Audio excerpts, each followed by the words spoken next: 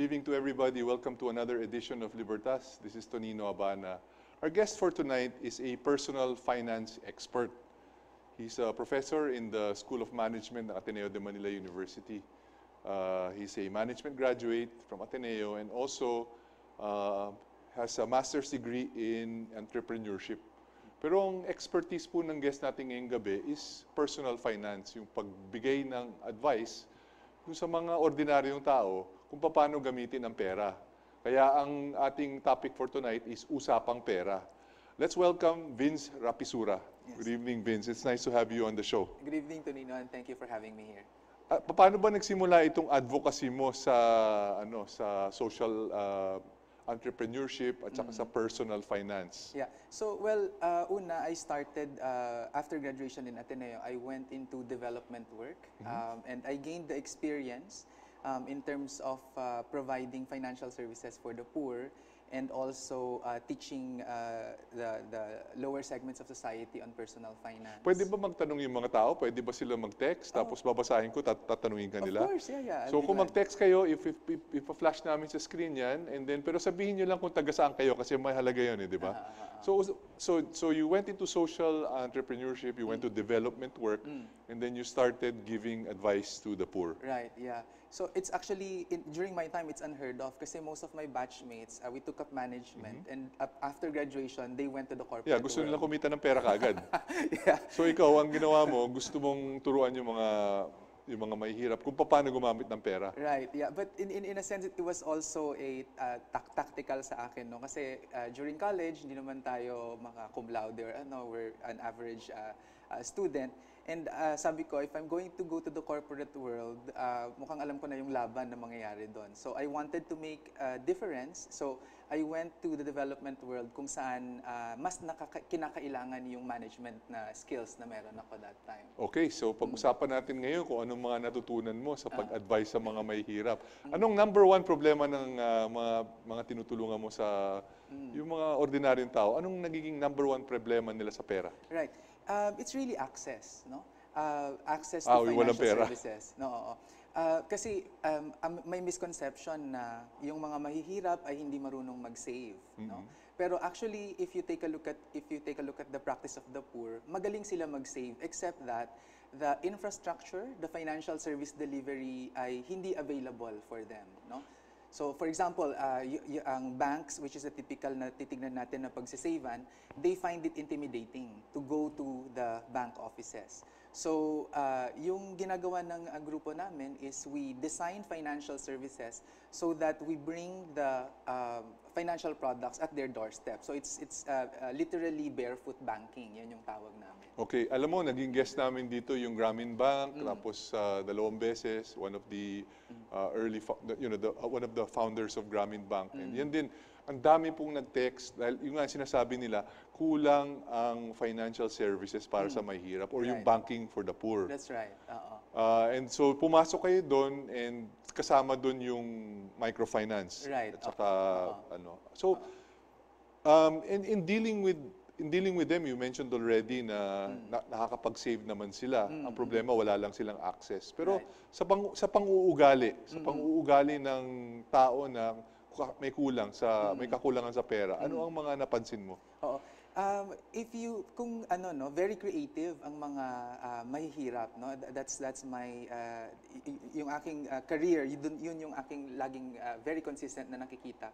Kasi with very limited resources na ibibigay mo sa kanila, nakakapagtayo sila ng mga businesses at itong mga businesses na ito ay kumikita, and these businesses are able to pay back the loans that they were able to access. Okay, so kung may access sila sa financing na hindi 5-6,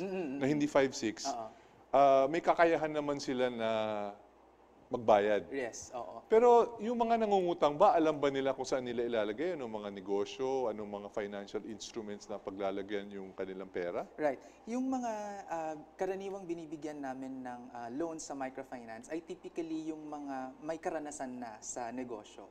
So, I think about 80% would be that and 20% yung mga startups pa lang. Pero ina-assess din namin sila na kung kaya nila talaga na gumawa ng business on their own At sa maliit na halaga ay maitataguyod nila yung business. Itong unang texter natin from Mindanao, Graciel. Paano makasave ng money yung isang ordinaryong magsasaka? Para sa mga mga magsasaka, ang function kasi yan ng income and expenses, okay? And a lot of people, tayo, mga Pilipino, normally, ang default natin kapag tayo ay sinabi na mag-ipon, pagtitipid agad yung gagawin. So that's one part of the equation. But another part of the equation also is to increase income.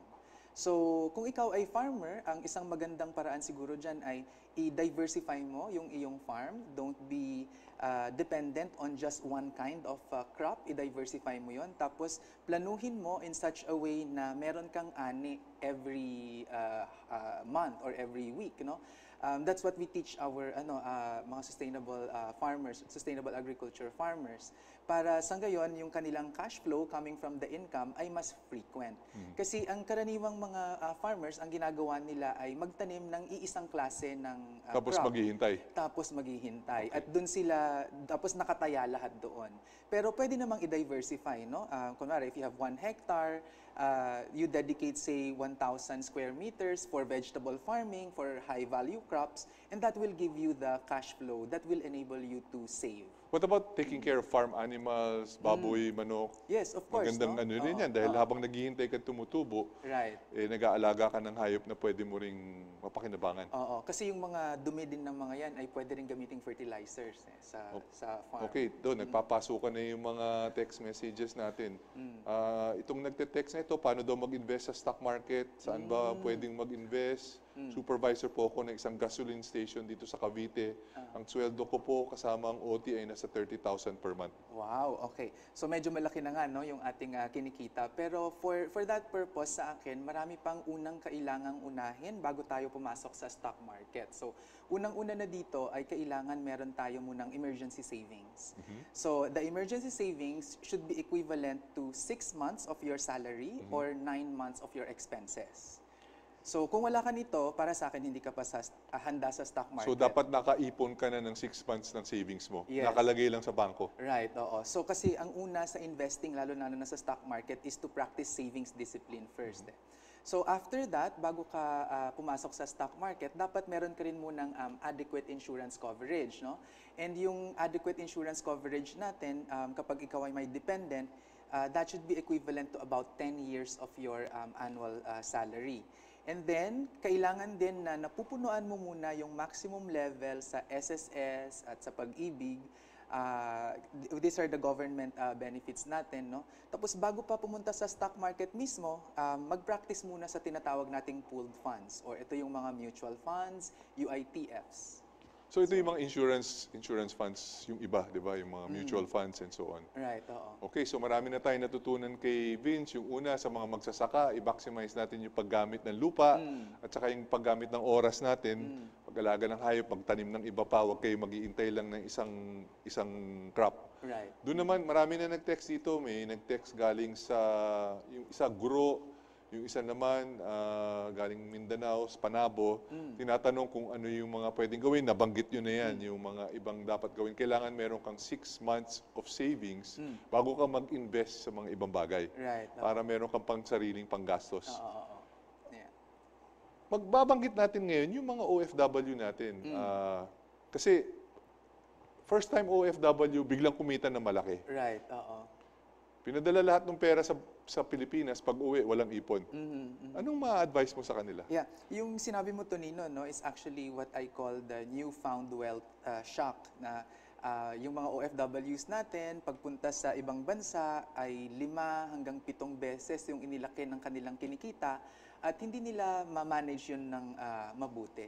So, actually, ang unang-unang advice for OFWs ay dapat, bago sila nag-abroad, ay gumawa muna sila ng financial plan. Alamin yung dahilan kung bakit sila pumunta abroad. Kasi typically, ang na-observe ko dyan, dahil walang financial plan, umaabot ng hanggang-hanggan yung pagpunta nila sa abroad, no? Umaabot ng 20 years. Originally, ang plano lang ay 5 taon. So, alamin kung ano yung purpose. Tapos, ang pinaka-tip ko sa mga OFWs ay ang income from the Philippines ay dapat ginagamit yan para sa needs, and income abroad ay para sa mga financial goals o para sa mga pangarap. So, ulitin natin yun. So, kunyari, kumikita ka ng 20,000 naman sa Pilipinas, tapos nag-abroad ka, kumikita ka ng 50, dapat yung 20 na dati mong kinikita, nilalaan mo for personal needs. Yung pwedeng ganun din yung interpretation diyan, or yung family members mo dito, yung income na na-generate nila ay dapat yan yung ginagamit para sa basic needs, kuryente, tubig, pagkain. Okay. No?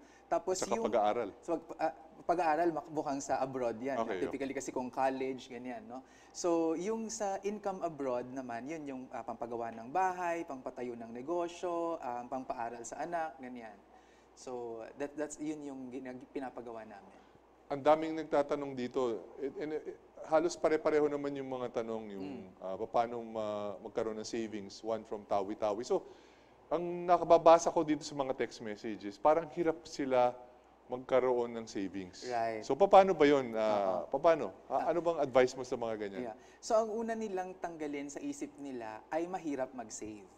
So, there has to be a change in the mindset at kailangan baguhin yung pagtingin sa pagsisave na ito ay mahirap. Kasi pag inunahan mo na mahirap siya, hihirap talaga. So, that's one. Number two, kailangan talagang alamin mo kung ano yung financial goal, no? Bakit ka magsisave? You have to have a purpose. And that purpose should be able to motivate and inspire you to save. So, dapat yung pagbangon mo sa umaga, manggigigil ka mang trabaho, excited ka magnegosyo, dahil malinaw sa'yo kung ano yung pinaglalaanan mo sa iyong savings. Meron isang tanong dito, galing sa Jensan, tungkol naman sa bangko. Pag naglagay ba daw siya ng pera sa bangko, lalago yung pera niya. Si Jay ito, na taga Jensan. Okay, depende sa bangko. No? Kung titingnan natin ang mga commercial banks ngayon, napakababa ng interest rate na binibigay nila. Pero ako, ang investment technique ko when it comes to savings in banks, ang pagkiling ko or my preference is sa mga rural banks sa kanayunan. No? Kasi kapag nagsisave tayo sa rural banks, natutulungan natin ang local economic development. Tapos, usually, dahil mas maliit silang bangko, nakakapagbigay sila ng higher interest rate. And what I do is, para talagang maprotektahan yung risk, I only limit it to 500,000 pesos. Kasi up to 500,000 pesos, covered yan 100% ng PDIC. Tapos, I also invest long-term, 5 years plus 1 day, dahil ito ay tax-free kapag yun ang nangyari. And typically, kapag nasa 500,000 yung ilalagay mo sa rural bank for 5 years, that would attract about 6 to 9% per annum. Okay. We'll be going for the break. So, mag-text lang kayo. Huwag kayong tatawag. Mag-text kayo kasi hindi namin masasagot yung mga tawag ninyo. And we have Vince who will answer all your questions after the break. Don't go away.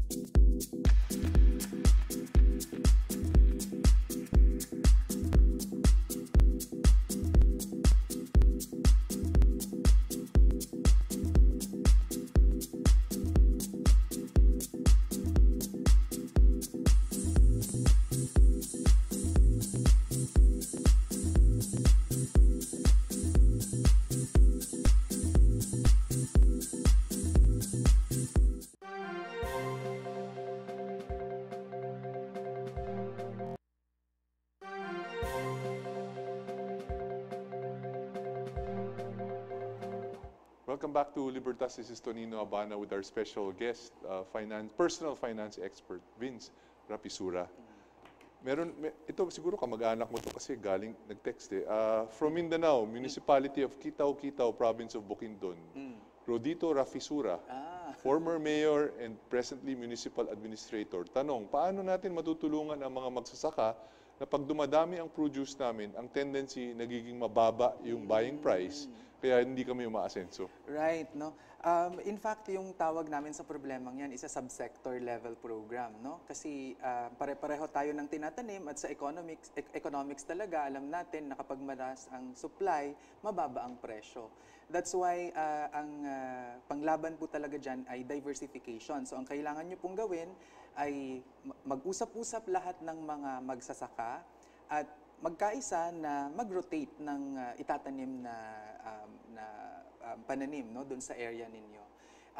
In some areas that we've done, no, kunwari, we had a program with the Climate Change Commission before in Palawan and in Siargao Island. Nagbigay kami ng assistance, tapos in partnership with the Department of Agriculture, yung mga 4P beneficiaries na nanay, nagbigay kami ng sustainable agricultural training sa kanila, tapos talagang hindi pare-pareho yung ipinatanim namin na mga halaman sa kanila or mga vegetables sa kanila. So in that manner, nagkakaroon ng diversification at hindi nagkakaroon ng oversupply. So kaya ngayon ay mas maganda yung presyo. Another way of doing to prevent yung ganyan is to go up the value chain na tinatawag. So you can go into processing kung ano man po yung inyong itinatanim. Kung yan ay kamatis, for example, baka kailangan ninyong matuto how to make tomato sauce or how to make mga tomato products. And in that regard, hindi kayo mapupuwersa na ibenta yung inyong produkto sa mababang halaga, and you can prolong the shelf life of your produce. Okay, doon kailangan ng samahan. Administrator pwede sigurong makatulong. Right. Ngayon, may mga nagtatanong dito, paano naman yung talagang hindi talaga makasave at kailangan ng pera? Kunyari, magsasaka. May nag-text dito kasi isa siyang magsasaka at sinasabi niya, kulang yung pera nila para sa implements, para makapagtanim. Paano sila makaka-access sa implements para lalong gumanda yung kita nila sa tanim? Right. So, may mga, taga-saan po siya, Tonino? Mindanao din. Sa Mindanao, Zamboanga, Sibugay. Right. Sa Mindanao, Zamboanga, Sibugay area, napakarami po dyan na mga strong cooperatives. In fact, ako, personally, I invest in a lot of cooperatives in Mindanao, no? Kasi very strong sila at very sound yung pagpapatakbo ng kanilang finances. Pwede po kayong lumapit sa mga kooperatibang ito, magpapamiyembro kayo, attend muna kayo ng tinatawag nila na pre-membership education seminar, and then after that, magbibigay ka ng share capital mo, and then you would be able to access a loan from them. Sana nga may mga kooperatiba na gano'n na nagpapautang at saka yung mga micro lender na nagpapautang na ganito. Ito naman has to do, itong question na to, although di niya binanggit kung taga saan siya, has to do with lifestyle. Paano makorelate ang lifestyle sa income? Dahil sa tingin ko, ang technology ang nagbibigay sa tao na kung minsan nakakalimutan na mag-save dahil sa wants, not needs. I think ang pinakamagandang example dyan, cellphone, Facebook, load. So, yung sa akin, in terms of the lifestyle is a choice, no? At yung expression ng ating lifestyle, makikita yan sa expenses. So, ang rule ko naman dyan ay ang pambili ng wants dapat galing ng passive income o income na galing sa investments. Tapos, ang active income naman ay pambili ng needs. So, pakiulat nga nun, kasi very interesting yun. Dapat matutunan ng mga tao yung Tagalogin mo para maintindihan ng lahat. So, yung active income, ito yung income na kailangan mong magpawis at magbanat ng buto. Okay. Tulad ng trabaho, part-time, overtime work, no? So, ang tawag natin dyan, active income. So, yung active income, yun ang pambili ng Needs. Needs. Ng mga pangangailangan mo sa buhay. Sa buhay. So, pagkain, kuryente. Right. Okay. Oo. Yung passive income naman, ito yung income na kinikita mo kahit na hindi ka nagtatrabaho. Interest income, dividend, royalty. Mga sideline. Sideline, kung nagtatrabaho ka, active pa rin yun. Active pa rin yun. Okay. So, coming from investment. So, interest, dividends, rent, typically yun.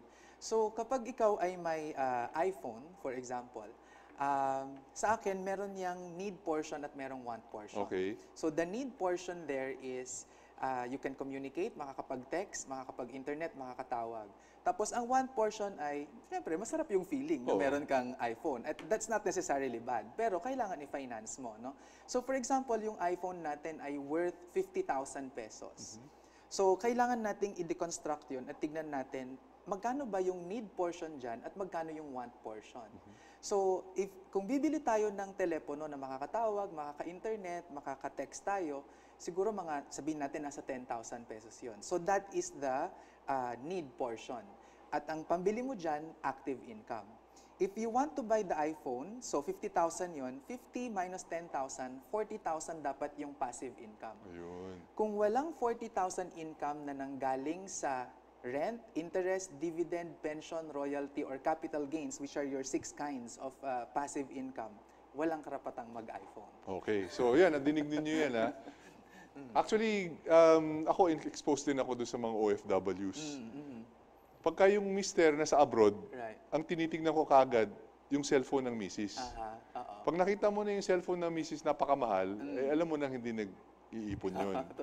So, ang karamihan ng mga OFW, di naman karamihan, yung sakit ng ibang OFW, reklamo ni mister, pag uwi, walang naipon. So, saan napunta yung pera? Anong advice mo dun sa mga ganon? Right. Kailangan mag-usap ang both sides at kailangan magkasundo kung ano ba yung pinag-iipunan.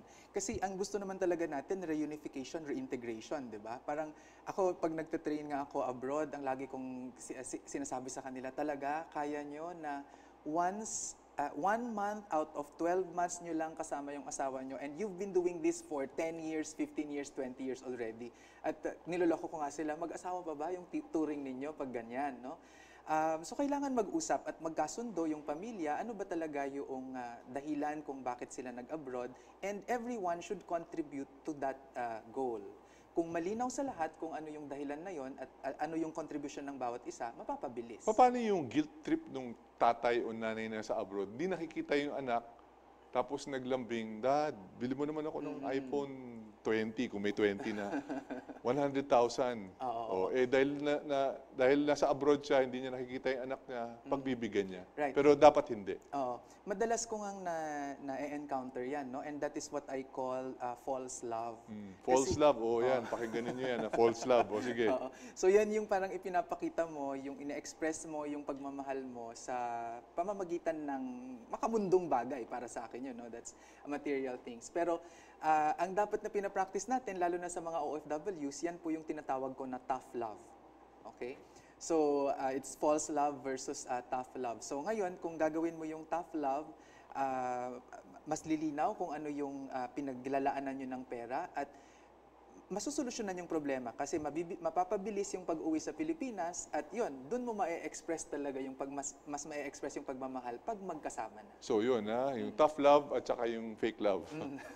Anyway, ito, galing kay Ruel of Tagaytay, good PM po. Lagi po akong sumasali sa paluwagan. Sa March 2019, ang sasahudin ko po ay nasa 170,000. Wow. Napupunta lang po sa pagtulong ko sa mga kamag-anak ang nasasahod ko. Saan ko ba pwedeng invest yun? Masasahod ko. Ano ba na madadahilan ko para hindi na sila mangutang sa akin? Okay. Ang hirap dun kasi hindi ka rin makahindi minsan sa mga kamag-anak mo eh. Right, oo. So again, babalik tayo sa komunikasyon. Kailangan mong ipaalam sa kanila kung ano ba yung pinaglalaanan mo. So, ang pinaka-basic doon ay dapat ikaw din mismo sa sarili mo, alam mo yung plano mo sa buhay and you're able to communicate that to them. So, ayan ngayon yung dahilan na sasabihin mo sa kanila na hindi ka makakapagpahiram sa kanila or makakapagbigay sa kanila dahil meron kang pinaglalaanan. So, for example, wala ka pang, sa akin kasi, no, saan ilalagay yan, no? Ang una kasi ng pag-practice sa magandang personal finance ay magkaroon tayo ng emergency savings. So, sasahurin mo 170,000, dyan mo muna ilalagay. Kung kulang siya doon sa 6 months equivalent na sinasabi ko, then that will be the reason. Sasabihin mo doon sa mangungutang sa'yo or manghihingi sa'yo, kulang pa po yung aking emergency fund. Pag napuno na, then maybe. Tandaan niyo yun, ha? Ang kailangan na hawak mo is 6 months worth of sahod, ang savings mo, na ilahan mo. Bago ka magpautang sa kamag-anak. Right. At ano ba kasi yung gamit nun? Ang tawag kasi dyan ay emergency savings. Para kapag may nangyari sa'yo na hindi planado, na aksidente, nagkasakit, no, hindi ka mangungutang. Kasi ang default ng mga Pilipino, culturally, ang sagot natin sa lahat, sa maraming mga problema sa buhay ay utang. No? Ang automatic, magpapaaral ang anak, utang. Magpapakasal, utang. Magpapabinyag, utang. 'di ba? Pero actually, marami dito ay pwedeng mapaghandaan at mapag-ipunan at instead na magbayad ng interest na pwedeng bihag sa'yo, no, into that debt trap, you're able to access your savings. Ito, magandang tanong. Yung 4P, ano ba yan? Passive income o active income? Kasi magsasaka ka, okay naman yung kita mo galing dun sa sa tanim mo, buhay ka. Tapos biglang nakakuha ng 4P. Pinambili ng pang-inom, cellphone, lakwatsa. Well, anong masasabi mo dun? Yung sa akin, meron ako mga kaibigan who works for the DSWD, Okay. no? And actually, isa yan sa mga misconceptions na most of those who get the 4Ps ay napupunta sa bisyo. On the contrary po, yan po ay napupunta talaga sa basic needs ng tahanan. Kasi si nanay ang nakakakuha niyan eh. So ito ba ay passive or active income? We could neither recognize that, no? Kasi ito ay social welfare protection program na temporary binibigay ng gobyerno. So ano dapat ang gawin niya dun sa 4P? Unang-una, gamitin niya yon sa kanyang basic needs. Kasi una, binigyan siya nun precisely because of that, no? Okay. Malamang kulang yung may malnutrition sa bahay, may hindi nakakapag-aral na bata, at yan ay tulong sa kanila para mapunan yon. Ito, kumikita daw siya ng 15,000, may anak siya. Magkano dapat ang ilalaan niya kung 15 a month lang? Napaka-importante kasi kung taga saan sila, kung nasa probinsya o Manila. Kung sa Manila yan, medyo mahirap. Pero kung nasa nasa Palawan ka, mura isda, mura lahat, so makakasave ka. Ano ba ang rule pagka ganun sa savings? So, I actually have a budgeting rule, no? Ang budgeting rule na sinasabi namin, dapat meron kang, ang tinatawag ko to na 5-15-20-60 budgeting rule. So, paano yan? 5% of your income should be allotted for insurance, 15% for savings, 20% for investments, at yung natitirang 60%, yan yung pagkakasyahin mo for your expenses. So, given the 15,000 pesos na binanggit kanina, pag titignan na natin yung kanyang 60% of that, medyo maliit na, no, yung lalabas. So, one way to address that is humanap ng paraan para lumaki yung income para mas mayroon kang gagastusin. Okay, so ang dami mga nagte-text dito natin, nagpasukan na yung mga nagte-text dito. Balik tayo, Vince, sa mga OFW kasi marami silang kinikita pero hindi sila ang nag-i-invest. Ang nag-i-invest yung nandito sa Maynila o nasa Pilipinas, di ba? So paano nila magagawa 'yon? Well, sa akin ang tagline actually nung ginagawa namin na financial literacy advocacy ay ang pagyaman na pag-aaralan. So hindi po pwede na binibigay mo ang responsibilidad ng pag-i-invest at hinahayaan mo, no, sa iba. Dapat ikaw mismo alam mo yung pinapasok mo. So it starts with educating yourself. So ano ba yung investment na naiintindihan mo yung risks, at ito ay nakamatch ba doon sa iyong financial goals? Okay, so Vince, we're going to go for the break. Napakarami nagte-text. Meron pa tayong isang segment. Mag-text lang kayo. Sabihin niyo kung saan kayo nagte-text kasi malalaman natin kung ano yung sagot based on that. Don't go away. This is Tonino Abana with our expert, Vince Rapisura.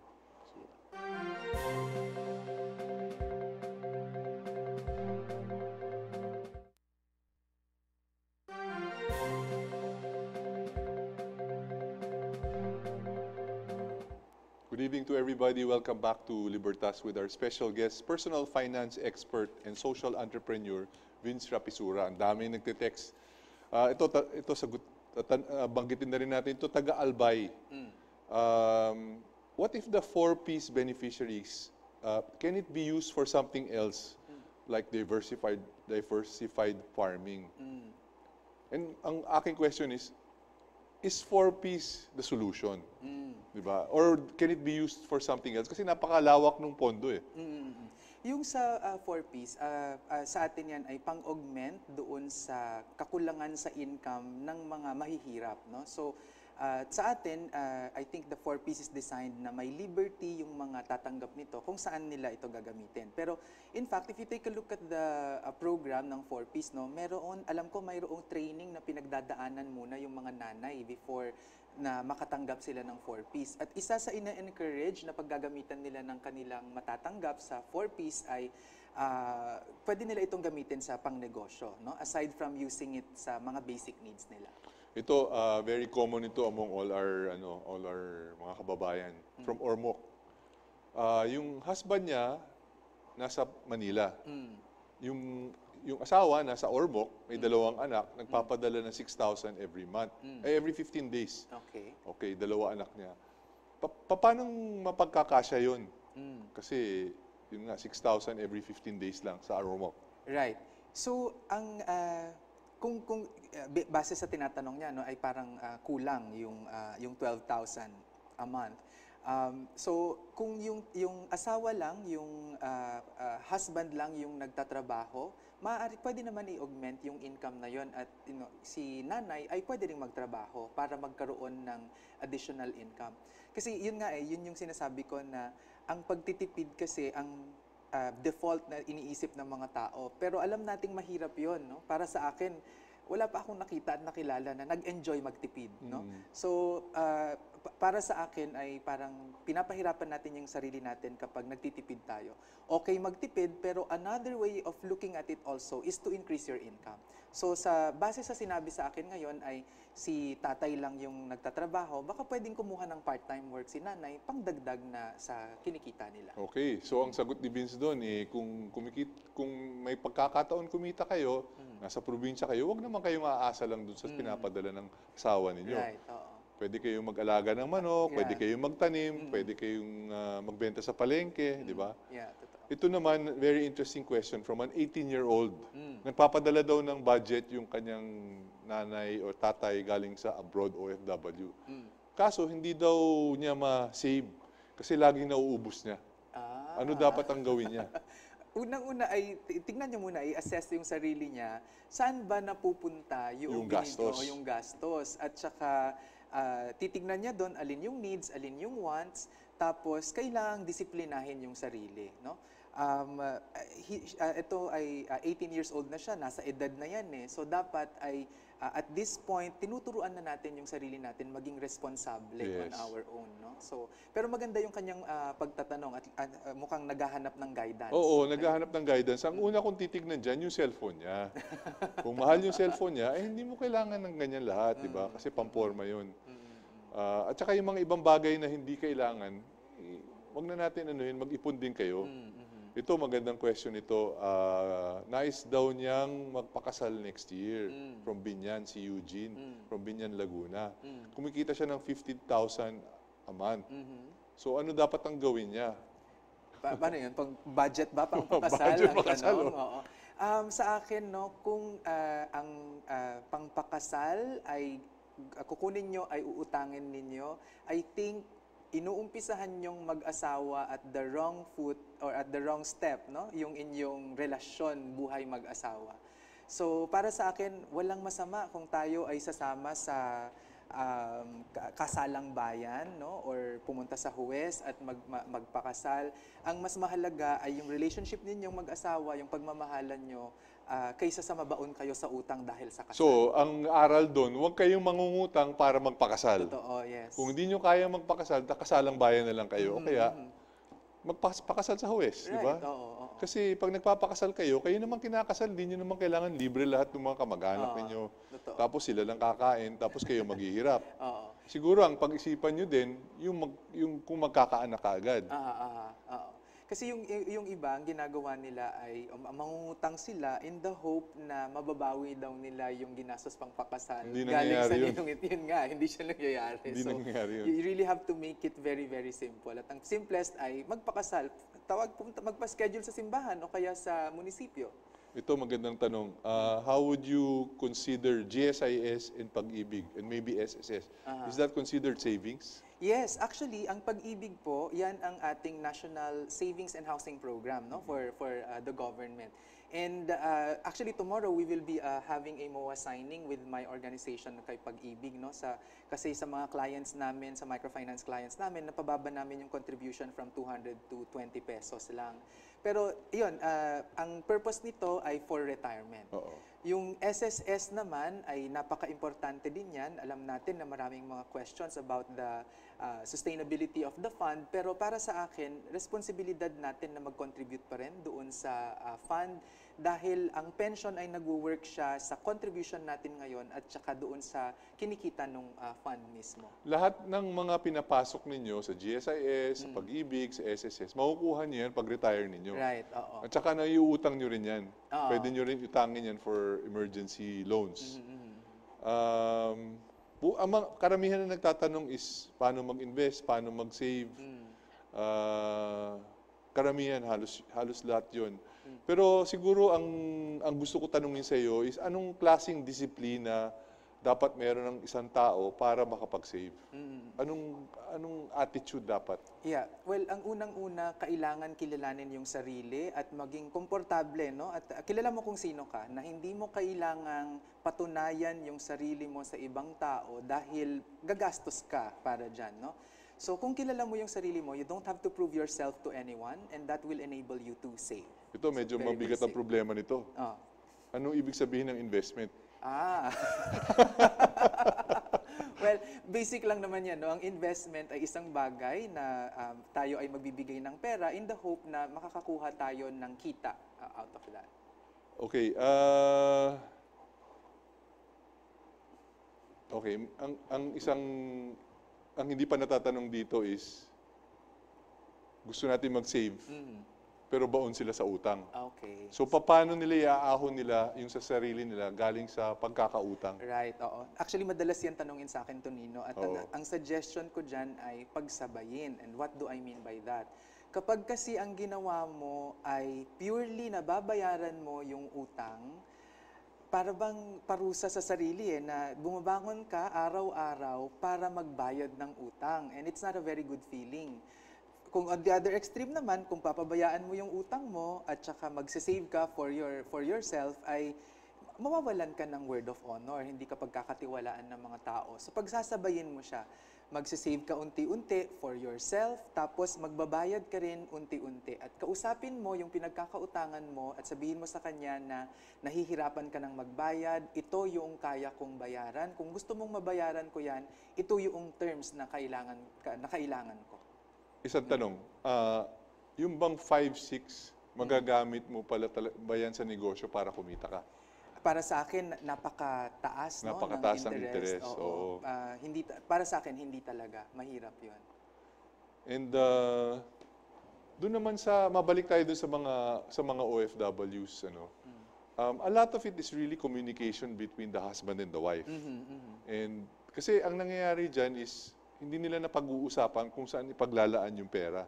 So padala ng pera tapos hindi na namamanage, hindi na susubaybayan. Anong advice mo doon sa mga ganun, sa couples na ganun na sitwasyon nila? Well, very basic, no? Talagang pag-usapan siya, no? Sabi nga natin, talk about the white elephant the elephant in the room, no?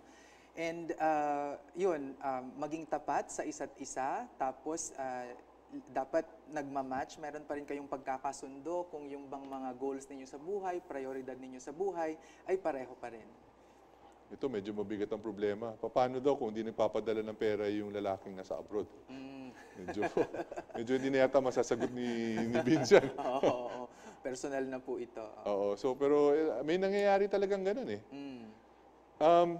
So dapat pala yung education, hindi lang dun sa lalaki, mas importante dun sa may bahay na naiwan dito.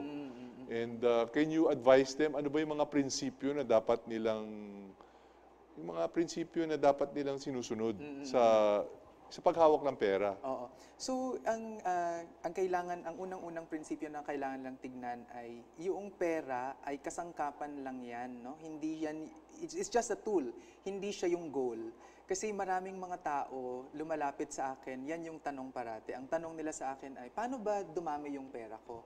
Pero ang next na tatanong ko sa kanila ay, bakit mo gustong dumami yung pera mo? Yun yung mas mahalagang tanong.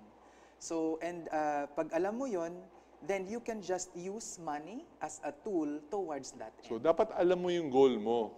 Gaya ng sinabi ni Vince, napaka-importante yun. Yung bago ka mag-abroad, identify mo kung ano ba talaga yung purpose ng pag-abroad mo. Kung ang purpose mo is para patapusin yung 3 mong anak sa college, yun ang dapat na paglaanan mo. Right. And then pag natapos na yan, pwede ka nang bumalik dito. Totoo. Huwag ka na mag-abroad pa dahil baka magkaibang anak ka pa doon. Biro lang. Anyway, Vince, I'm really happy that you're giving so much good advice to our televiewers, and I'd like to give you a gift certificate from Vine Holistic Aesthetic Clinic, so you can have your 2,500 worth of gift certificate. Mabalik tayo dun sa mga problema na sinusubukan natin lutasin by giving advice. Ano ang pinaka-interesting story or compelling story that you can share with us? A success story. We'd like to hear a success story from you. Yeah, okay. Meron akong isang OFW na natulungan sa Milan, Italy. No?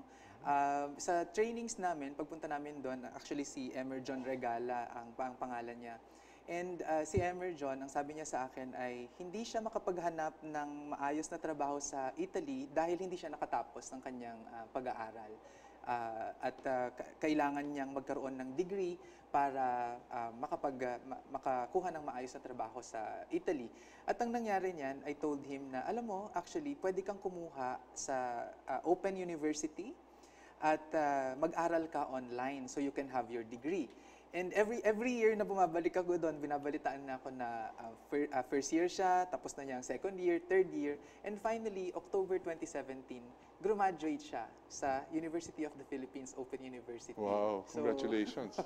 So yun, no, na ito lang, patunay lang na kami as trainers, typically, we're just here to give guidance, to give advice, no? Pero nasa kanila pa rin kung paano nila a-actionan yun. So that's another thing, that's another dimension, ano? Personal development, di ba? Personal development. You also have to kailangan mag-invest ka rin sa personal development mo. And that may not mean money, but but mean time. Yeah, So, are there other examples of personal development aside from yung online, ano? Ano pa yung mga dapat na gawin? So, meron din, no?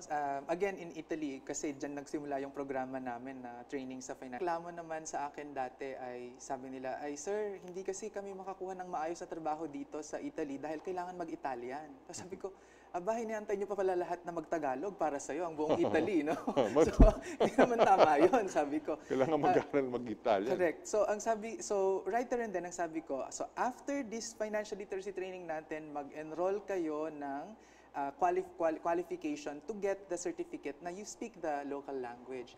And a lot of Filipinos have left their domestic work, and now they are bookkeepers, they are hotel receptionists, because of that advice. Ayun. So, personal development doesn't mean you have to spend so much time, so much money, but you have to invest the time in trying to learn a new skill.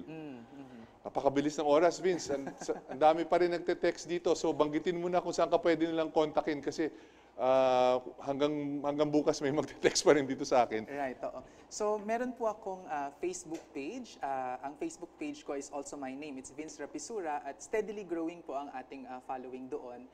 Every day, naglalabas po ako dyan ng blog articles about money management. At ito po ay nakasulat sa Filipino. So, ito po talaga isinulat ko para sa inyo kasi ang mga makikita natin na mababasa sa internet karaniwan ay nasa English. So, sa akin talagang ibinababa ko para inyong makita. So, you can like my page and you can also visit vincerapisura.com.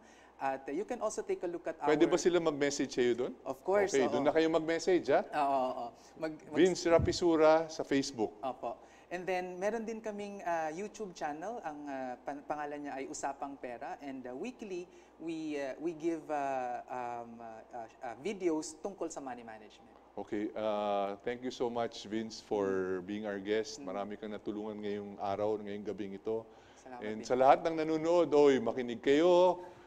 Sumunod kayo sa advice ng eksperto. At para sa akin, kahit papano, nakatulong din ako sa inyo.